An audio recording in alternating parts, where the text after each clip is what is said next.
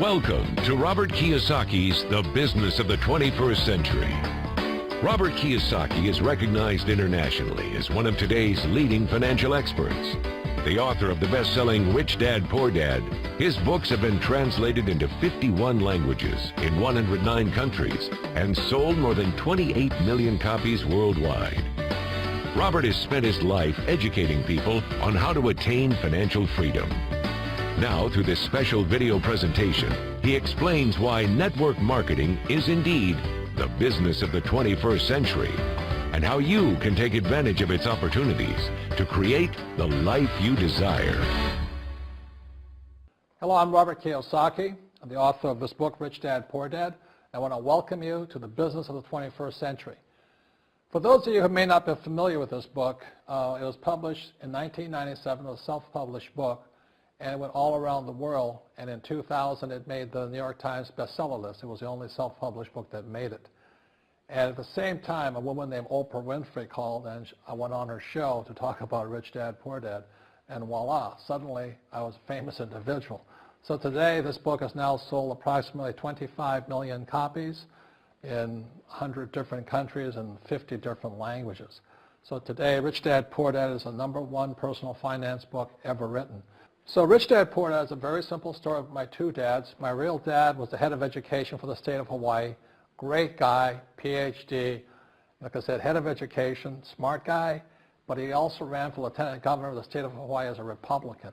Unfortunately, he lost, and he ultimately died poor, so that's why I call him my poor dad. My rich dad, on the other hand, didn't finish school, but he ultimately became one of the richest men in Hawaii. So he was my best friend's father, and starting when I was just the age of 9, my rich dad began teaching me about money and business and why the rich are getting richer and why there's this big gap between the rich and everybody else today. So Rich Dad is a very simple, true story about two fathers, Rich Dad and Poor Dad, tell their two sons about money. And it was my poor dad always said, go to school, get a job, work hard, and all that stuff. And my rich dad says, you'll never get rich doing that. You'll never be a free man. So that's kind of the differences. But if I would show you a diagram of the differences here, is that in financial education, this is very simply the difference. Because there's no financial education in our school, most people do not understand financial statements. So this here is income, expense, assets, and liabilities. And the reason my poor dad was poor, it was very simple. Because he couldn't read a financial statement because he don't have financial education in school. He was financially illiterate, although a PhD. And my poor dad always said, our house is an asset. And my rich dad said, your father may be well educated, but he can't tell assets from liabilities. So very simply, my rich dad said to me, assets, whether you work or not, put money in your pocket. So when a banker looks at your financial statement, the banker looks at this and says, oh, you have assets and you're putting money in your pocket. And if you look at your house, it's really a liability because every month it takes money from your pocket. Now I can hear people say, well, it's, I don't have any debt on it, but still every month you have insurance, you have upkeep and expenses to it. So very simply, the reason I'm a rich man today was I knew the difference between assets and liabilities. And I get richer and richer because every year I add more assets to my balance sheet here. And so that's one of the biggest differences. And as my rich dad often said to me, he says, son, my banker has never asked me for my report card. My banker wants to see my financial statement because it's your financial statement that shows how high your financial IQ is. How smart are you with money? If you're very smart with money, the banker will give you as much money as you want because you know how to make money with money. If you're not very smart about money, all the banker will give you is a credit card and a home loan. So those are some of the differences between my rich dad and my poor dad. And if you stay tuned, you'll find out how you too can create assets instead of liabilities. Because if you're going to survive in the 21st century, you need more assets than liabilities. The next thing I want to cover with you is one of the most important lessons my rich dad gave me, and it was called the cash flow quadrant. And what my rich dad explained to me is that there's 4 people in business.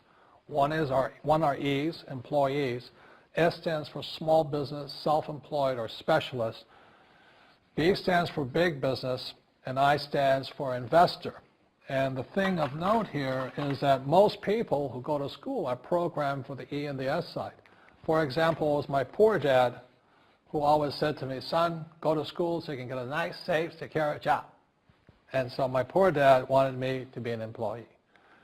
And since the time I was a kid, get a safe, secure job, steady paycheck, and benefits. Okay? I didn't want to be an employee. And I said, Mom and Dad, I want to be a rich man.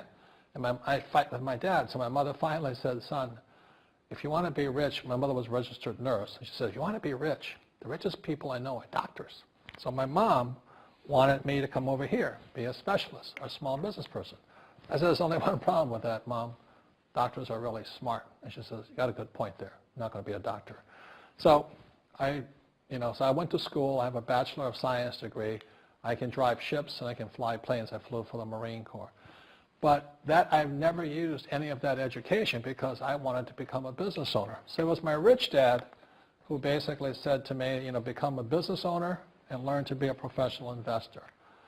So one of the big differences here between these people is that it's called taxes. See, in 1943, in the U.S., the federal government passed a law that said employees had to pay tax before they got paid. So when you get your paycheck from your employer, you open it up, and voila, the government's always taken a sizable chunk of it.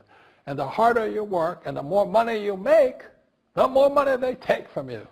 So that's why it's not that good to be an employee, because you can never get ahead, because the more you work, more money you make, the greater they pay in taxes. Now, the doctors and lawyers and attorneys, accountants were all laughing, saying, oh, these guys, they're getting paying a lot of taxes. So naturally, the federal government changed the laws again. And so in 1986 in the U.S., a thing called the 86 Tax Reform Act, and it basically took a lot of the benefits away from people who are self-employed, small business, doctors, and lawyers. So today in America, unfortunately, these guys pay the highest percentage in taxes. It is tragic. And a lot of people think they're investors, but what they're really doing is they're just giving their money to people like mutual funds, companies, and all that. So they're investing, but they're not really investors. See, the big tax breaks are on this side. The laws are pretty tight here, but this area is very, very gray. So by being a business owner on the right-hand side of the quadrant, you can make a lot more money and pay a smaller percentage of taxes legally. And the key word is legally. In the investor quadrant, it is possible to make millions of dollars and pay 0% taxes legally. But you've got to know the difference. So one of the beauties of business for the 21st century is it allows people to make the transition from the E and the S side to the B side especially. And so you can become a big business owner. And the difference between S and a B, small business and big business, is most of these guys can't quit working. Most small business owners, if they stop working for more than a month, the business collapses. They don't really have a business. Most of these people own a job. So the beauty of business for the 21st century is it allows these people to make the transition to the B side so that you don't have to keep working hard for money, and the money can actually come in passively. Then once you have your business up and running, then I always recommend you then begin investing with your excess cash, paying less and less in taxes. And that's the reason the rich are getting richer. In this section, I want to talk to you about a different kind of quadrant. Years ago, I found out there was 4 kinds of people in the world. One type are people who must be right. These people know all the right answers. They went to school, they know everything. You can't tell them anything. This is not a good business for them because their minds are too set. Another kind of person is a person who must be comfortable. The house could be on fire, but they're still watching TV, eating a hot dog, watching what's going on in the world. These people are toast because the world economy is not coming back. The world economy has moved on. And people who need to be comfortable will probably be left behind. So the people who need to be comfortable, you probably shouldn't talk to them because you only make them uncomfortable. And they're probably not going to make the move because number one priority is being comfortable. Another kind of person is a person who must be liked. They want to please everybody. this is probably not the business for them either, because they want somebody else's approval. They want to be the good little boy or girl saying, I did the right thing, didn't I? You like me, don't you? And so they'll probably not be successful in the 21st century because they'll probably want to be liked by people who have to be right, and people want to be comfortable. All right, good, be comfortable. All right, you're very right. That's probably being liked. But the business for the people of the 21st century are people who must win. And that's where I am at. One of the best things I was taught in the Marine Corps and at military school is not how many times you get knocked down, it's how many times you stand up. When somebody knocks you back, what do? Oh, you hurt my feelings. You'll probably not be successful. The world will probably pass you by. Because as I said, the world economy is moved on. It's not coming back. So winners will win. But winning takes sacrifice. Success takes sacrifice. And these are the people who will do best in business of the 21st century. So when you're talking to people, about this business, you have to look at them and ask yourself, is this person really just going to be liked and they'll tell you what you want to hear? Or they're going to argue with you because they know all the right answers? Or they're going to get very upset with you for disturbing them? So what you're looking for in the network marketing business are people who want to win. People who know the economy has moved on. You'll find every race, gender, age, and background in network marketing. But what they really want to do is they want to win. It really is a true playing field in the world, but not for these people. These people will be left behind. Network marketing is for people who want to win because network marketing is the business model of the future. If you want the government to take care of you, then just keep doing what you want to do. It is possible for everyone to win, but the problem is you've got to commit to it. You've got to say, this is what I'm going to do. I'm going to dedicate 5 years of my life. You want to look at the leaders and say, those are the people I want to be like. Those are the kinds of people I want to hang out with. That's what you got to say to yourself. And I want to help other people do what I want to do and win in life. And that's why I support network marketing, because it really is the business for the 21st century. As an entrepreneur, I have built many businesses from scratch. And as some of you know, a lot of them crashed also. Statistics show that most new businesses fail within the first 5 years, 90% in fact. And of the 10% that survive, the remaining 10% crash in the second 5 years. So in other words, most are gone in 10 years.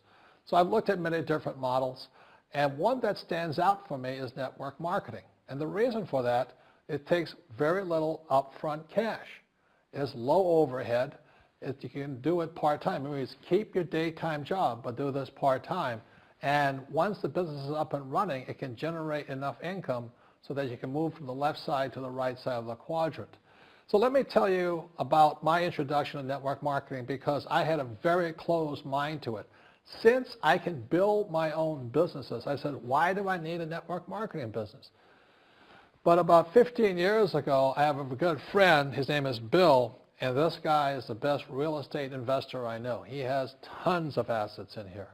So I said, Bill, why did you start a network marketing business? And his answer was very simple. He says, it's my way of helping people. But more importantly, he says, the reason most people can't invest in real estate is because they don't have a business. They don't make enough money simply because taxes, debt, inflation, and retirement savings are killing them. They cannot even invest. So my friend Bill, who is a professional real estate entrepreneur, he says, I started a network marketing business so the people that worked with me could start their own business and then invest money with him. So with that, I realized then that network marketing wasn't about making money, but it was about helping people to help other people make money so they become financially free. So the beauty of network marketing, I said, like it's very low entry point, doesn't take much money, you can do it part-time. And where you profit is in most big corporations is they spend millions, sometimes billions of dollars in advertising. So rather than give that money to advertisers, network marketing depends on building a network. It's called word of mouth, like you recommend a movie to a best friend. So really, the reason I support network marketing, because it's not about selling. It's about people helping people build assets in the asset columns, becoming business owners, and then becoming investors, rather than going through all of this here, which most E's and S's go through.